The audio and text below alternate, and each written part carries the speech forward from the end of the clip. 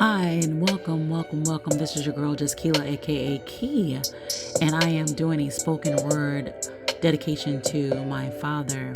And the title of my spoken word is called "My Daddy Was a Flame and a Fortress: The Legacy of a Warrior as Told by His Daughter," which is me. It's going to be broken down into 9 thematic chapters. Chapter 1 is called "Before the Storm." Before the Storm is based off of Mississippi roots, my parents being young parents and almost being aborted, but my father made a way.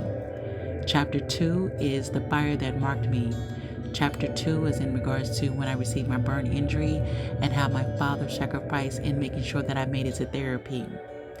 Chapter 3 is in regards to Lucky Charm on Nelson Street, going down memory lane, talking about the pool hall, Easter dress-ups, and 8-track concerts.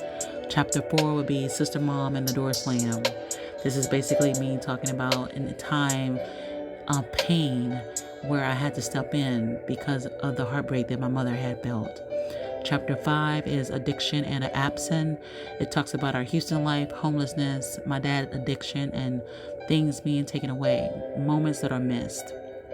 Chapter 6 is Protection and Pain, and we talk about how my dad defended my honor and therefore was very fierce about his fatherhood. Chapter 7, First Love, First Lesson. This is about me sneaking out, getting caught with my very first boyfriend, and that my dad had to meet him.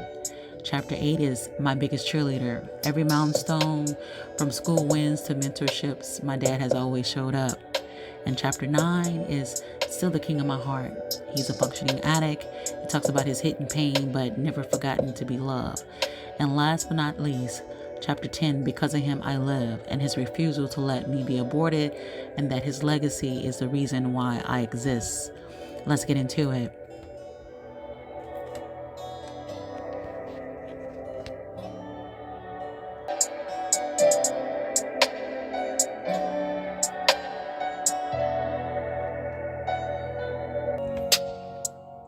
Chapter 1, Before the Storm. I exist because he fought for me. Before there was pain, before addiction, before the flame and the fire and the tears, there was him, a young man named Philip, born July 31st of 58, and a decision he made that saved my life. When my mama got pregnant with me, she was still a girl, really, and the voices around her were loud, real loud.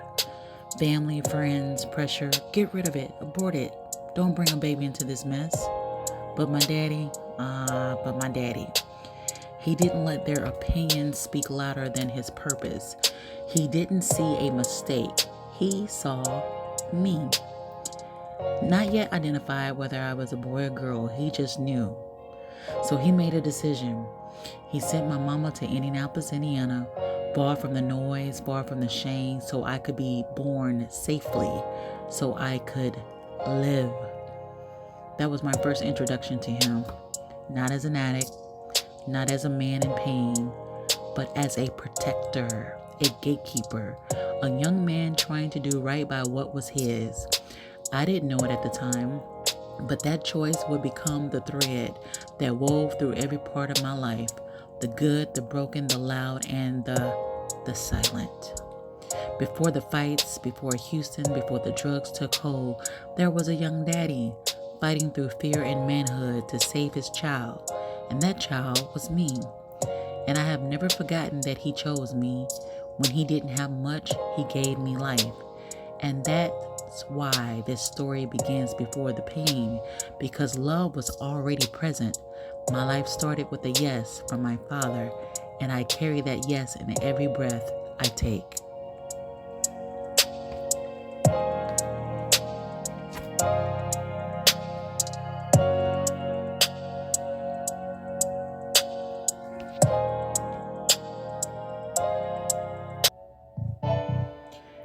Chapter 2, The Fire That Marked Me.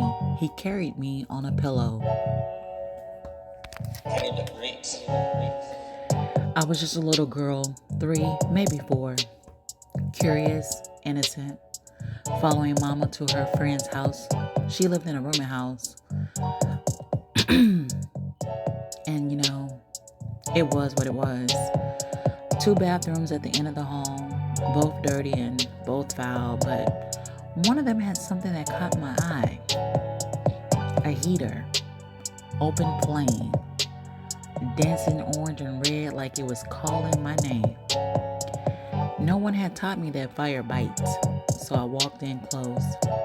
I took the tail end of my little dress and dipped it into the flame just to see what would happen. It sparked. I felt the heat. I pulled it out quickly in my little hand, my little fear. I walked away thinking it was over.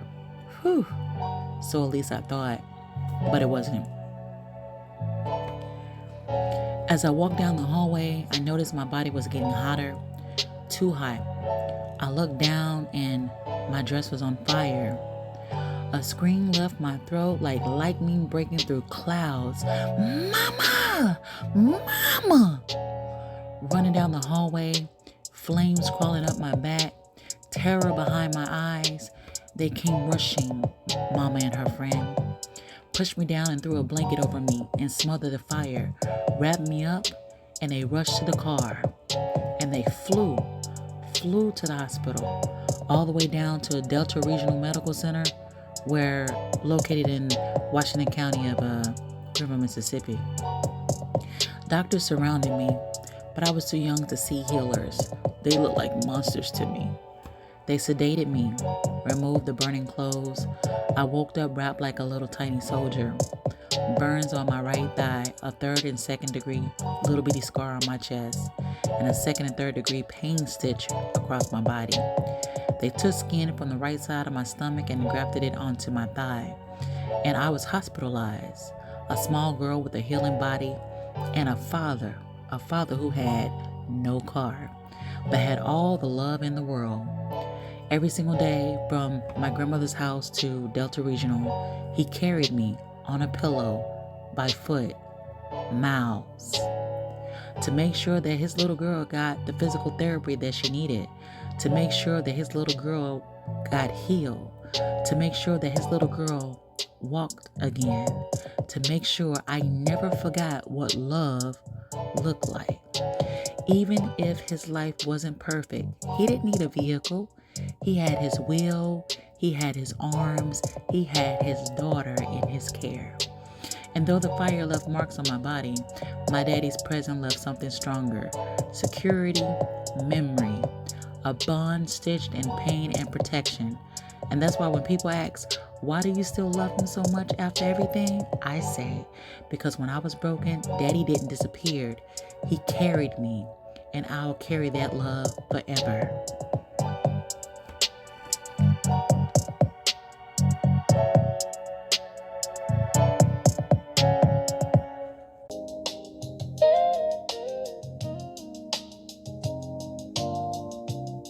Chapter 3, Lucky Charm on Nelson Street, The Joy Before the Storm. Before addiction ever crept into our world, before Houston hardened his heart, there was joy.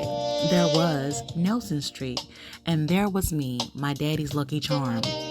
I remembered it like it was stitched in my soul. Nelson Street wasn't just a street. It was a vibe. The hustle, the energy, the grit, the glory. And tucked in between all that noise was a pool hall, my daddy's second home. He walked me in like I was royalty, sit me on the table like it was a throne, slide me some candy, some moon cookies, and a soda pop, and then he'll go to work. Chalk on cue, eyes locked in, game tight. He wasn't just playing pool, he was providing, winning games, and stacking bills. And every time he looked over at me, he'd say with that proud smile, "That's my lucky charm right there," as if my little presence gave him power. I was his girl, not just his daughter, his reason even back then. Then there was Easter. Mama was off at Job Corps, working to build a better life. And Daddy, Daddy turned our little house into a salon. He washed my hair gently like he was handling gold, oiled my scalp with care, parted it with purpose, made sure every bow, every sock, every shiny shoe was just right. He dressed me in yellow and white, bright like spring, like joy, like Daddy's pride. And when I stepped outside, The neighbor looked at me with big eyes. Keela, you look so pretty. Who did your hair? And I smiled. My daddy did. She blinked, shocked. Your daddy did your hair? Yes, ma'am, I said. My daddy did it. And I could tell in her face she saw him different after that. But that's who he was, and that's who he is. Not just the man folks whispered about, but the one who loved loud, even through the quiet.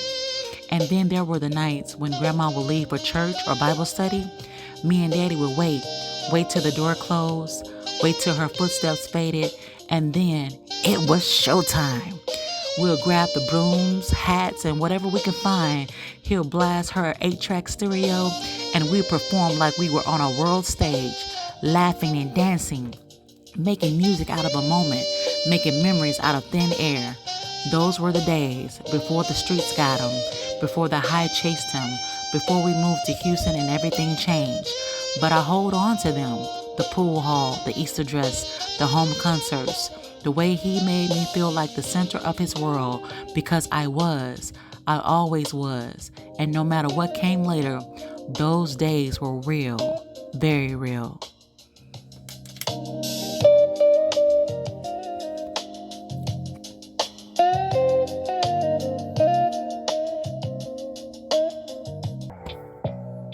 Chapter 4, Sister Mom and the Door Slam. I became the grown-up that day. Some memories don't fade, they don't soften with time. They stay loud, etched in your spirit, because that was the day everything changed. I was young, just a child, still learning how the world worked, still figuring out what love was supposed to look like. But that day, that was the day the door slammed, and I stepped into womanhood without warning. It started with an argument, one of many. Daddy had messed up again, the addiction louder than the promises. Mama had finally had enough, and this time she left. She walked out, left Daddy standing still, left me in the kitchen, left my baby brother at the door, just 2 years old. And I'll never forget that sound, the sound of his scream, high, pitched, wailing, and confused. He ran towards her, towards the only stability he knew, but the door caught his little arm, trapped it, burned it, scarred it. And I just stood there, tears streaming, heart racing, brain frozen. Everything in me wanted to fall apart, to cry, to scream, to run after Mama too. But I couldn't, because Daddy ran. Mama was gone, and I was the one left standing. That's when I became Sister Mom. I wiped my brother's tears. I held him in my arms. I told him it was going to be okay. And even though I didn't believe it myself, because when you're the one left behind, you don't get to break. You have to hold it together. But Daddy came back, sweaty, breathless, eyes filled with fire and regret. He had chased after her, tried to fix it, tried to hold us together. And when he walked back through that door, he didn't say much, but I saw it in his posture. He was ready to fight for us, for his family. It wasn't perfect, but it was real. And from that day on, I knew what it meant to carry responsibility too soon. I knew what it meant to sacrifice your tears because someone else needed your strength. I didn't have time to be little anymore. I became the protector, the cook, the comforter, the watcher, the second mother. That's what being a sister mom means, and I lived it. Because love doesn't wait for you to be ready. Sometimes it requires you to be grown before your heart has even finished forming. And I did it because I love my brother, because I saw the broken in my parents, because somewhere deep down, I knew I had strength I didn't yet understand.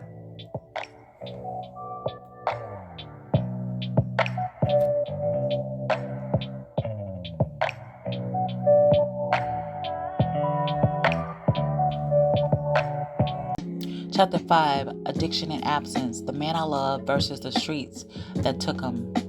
When we left Mississippi for Houston, we thought it would be a fresh start.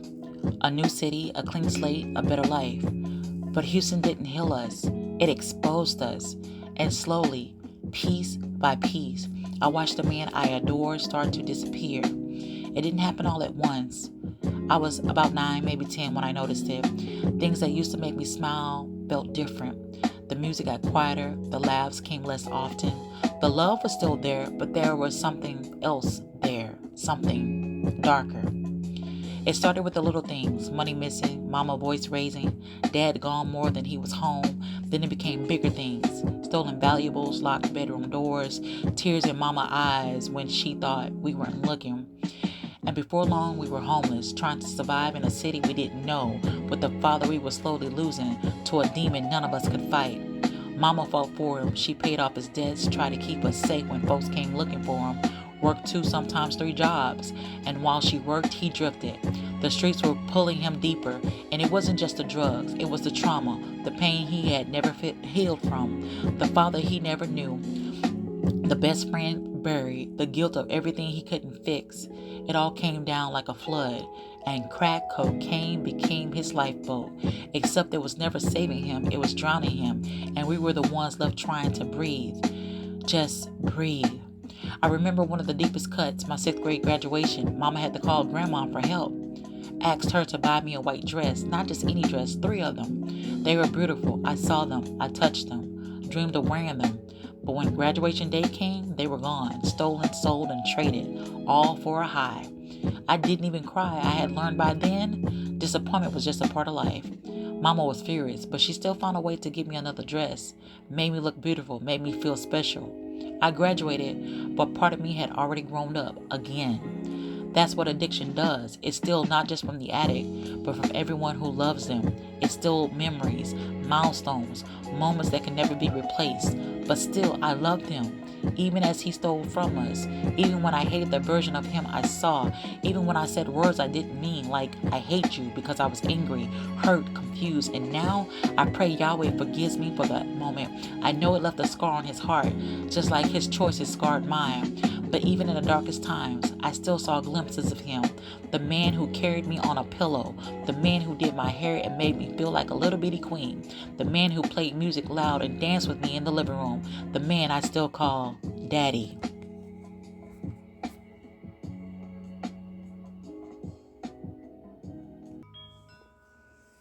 Chapter 6, Protection and the Pain. He wasn't all there, but he wasn't going to let them touch me. I was 14, still innocent, still in my books. I wasn't thinking about boys. I was thinking about soccer practice, yearbook deadlines, newspaper meetings, drama team rehearsal, Girl Scout badges, and guess what? Honor roll grades. I wasn't fast, I wasn't grown, but the world still saw my body like it had permission. And my daddy, he wasn't having none of it. I was in the kitchen doing my homework. My daddy came in, sweaty, breathing hard, eyes blazing. He wasn't mad at me, but he was mad. He looked me in the eyes and said, "Baby girl." I said, "Yes, sir. If you dress like a hoe, they're going to treat you like a hoe. But if you carry yourself like a young lady with class, you'll get respect." I didn't fully understand it at the time, but I heard the urgency. I felt the weight, and I found out later why he said what he said. See, word on the street was that some fool, some man, not a boy, who looked at me the wrong way, said something disgusting to my daddy, asked if he could have me. Because daddy was an addict, they thought he was weak, like he wouldn't care, like his smoke stole his sanity, his reality. But they didn't know you can't measure a father's love in his sobriety. He may have been lost to the streets, but he was never gone from me. Daddy snapped. He told that man, "Bitch, I will fuck you up and kill you behind my daughter. Just because I smoke this shit don't mean I'm out of my mind. You touch her and you will die." And then he did what only a lion would do. He beat him down, no hesitation, no apologies. And that's why he walked in the house that day mad, covered in sweat and out of breath, but full of love. He wasn't just protecting my body, he was protecting my worth. Then came 15 when I started getting curious about boys. And then I met this boy named Brian, my first love, my first crush. But I knew my daddy rules. He said no boyfriend until I was grown.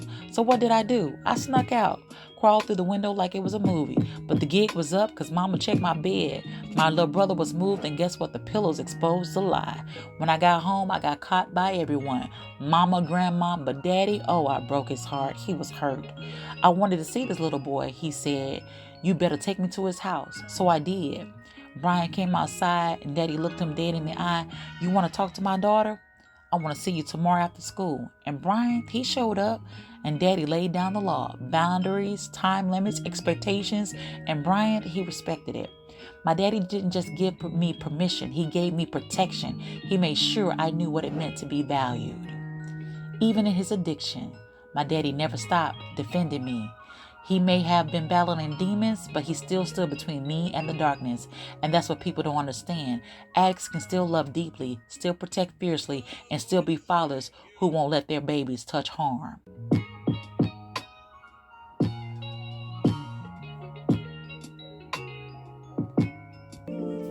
Chapter 7, My Biggest Cheerleader. He was there for every win. For every dark day, there was also light, and in every major moment of my life, even when his life was in pieces, my daddy showed up. He didn't just see me, he celebrated me. When I won my poetry contest, he was proud, told everybody, "Y'all see my baby, that's my daughter." His chest puffed with pride like he wrote the poem himself. When I crushed that spelling bee, he cheered like I won the Super Bowl. He didn't care if folks thought it was small. To him, every victory was royal. And when I got that mentorship at the TV station, learning to be a teleprompter typist, stepping into a professional spaces before I was grown, he lit up. Because I was doing something he never got a chance to do. And in my opportunity, he felt fulfilled. And when I graduated high school, I swear he was the loudest in the room, shouting my name like the whole world needed to hear it. Smiling so big, I thought his face was gonna crack. I walked across that stage feeling taller than I was because I knew he saw me. And college, well, that was a different kind of win for the both of us. He didn't walk that road himself, but he walked me to the door of it and clapped while I crossed that threshold. He was the one who rooted for me loudly, proudly.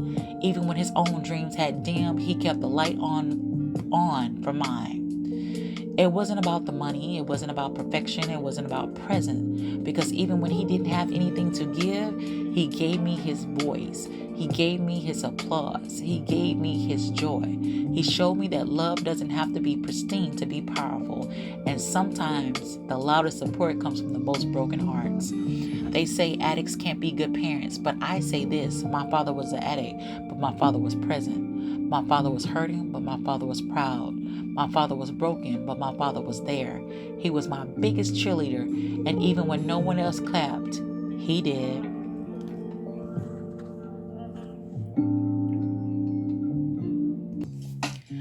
Chapter 8, still the king of my heart. He's not whole, but he's still mine. Addiction never really left. It just morphed. It changed its clothes and crept into his routine. Not as loud, not as messy, but still there. My daddy. He's a functioning addict now. Not the man who vanished for days, but the one who dabbles. The one who hides his pains behind a habit. He doesn't know how to live without it, and I see it, and I know it.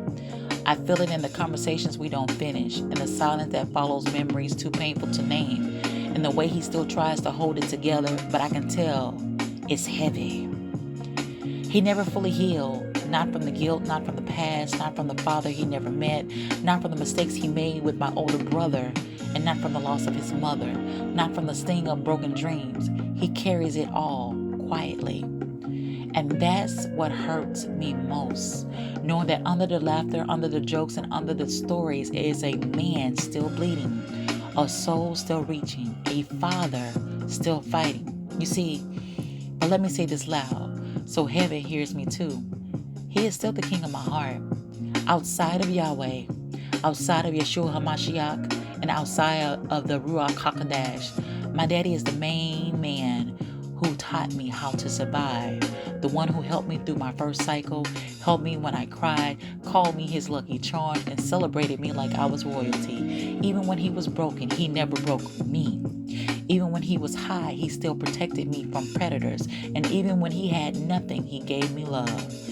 And maybe the world doesn't understand it. Maybe they only see the mistakes, the smoke, the scars. But I see my father, my daddy. I see a man who fought demons daily and still managed to love his daughter and his children with everything he had left. He's not perfect, but he's present. He's not clean, but he's constant. He's not whole, but he's mine, and I love him. Not for the world, wanted him to be, but for who he was to me and is to me. My daddy, my king.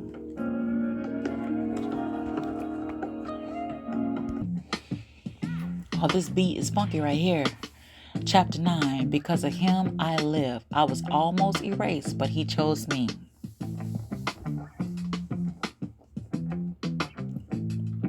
Before the burns, before the pool halls and moon cookies, before Houston and the heartbreak, before the word sister mom, before stolen dresses and hidden pain, there was a whisper, a decision, a moment where my existence hung in the balance. See, my parents were young, too young by the world's standards, and when mama found out she was pregnant with me, she didn't get love and support. She got opinions, pressure, shame.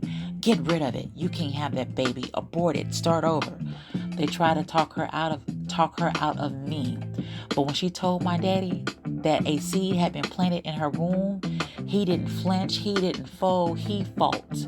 He didn't let the world erase me before I could even breathe. He didn't see a burden, he saw a blessing, and he made a move that would change my life forever.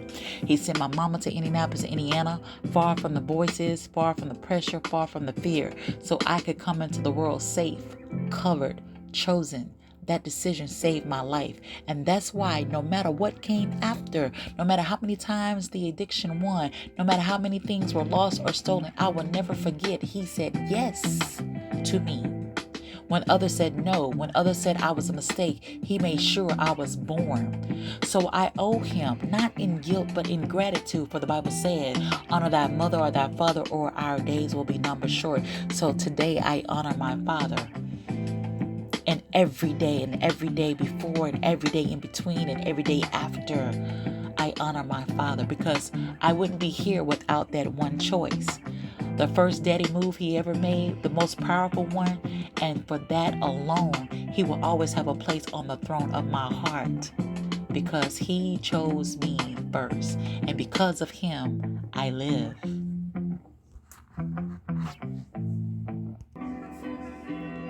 These are my final words, a daughter's prayer.